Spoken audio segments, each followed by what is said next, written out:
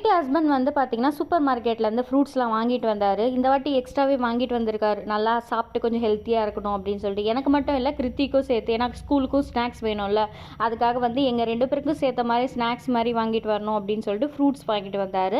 Fruits வந்து பார்த்திங்கன்னா இந்த வாட்டி என்னடா இவ்வளோலாம் வாங்கிட்டு வந்திருக்காரு பார்த்தா, ஒரு பழம் டப்பா மட்டும் பிரிக்காமல் வாங்கிட்டு வந்திருக்காரு. அந்த ஃபிக்கு இருக்குது பார்த்தீங்களா, அது வந்து ஃபுல்லாகவே அழுகிட்டு இருக்கு. 80 ரூபா வேஸ்ட் ஆகிடுச்சு. அதுக்கப்புறம் எல்லாத்தையும் அரேஞ்ச் பண்ணி முடித்தோடனே கோகனட் வாட்டர் கொஞ்சம் குடிச்சிட்டு அதுக்கப்புறம் வந்து பார்த்தீங்கன்னா காலையில் பிரேக்ஃபாஸ்ட்டுக்கு வந்து பொங்கல், சாம்பார், அதுக்கப்புறம் வடை செய்யலாம் அப்படின்னு சொல்லிட்டு வந்து இன்றைக்கி காலையில் சண்டே எடுத்த வீடியோ தான் இதெல்லாம்.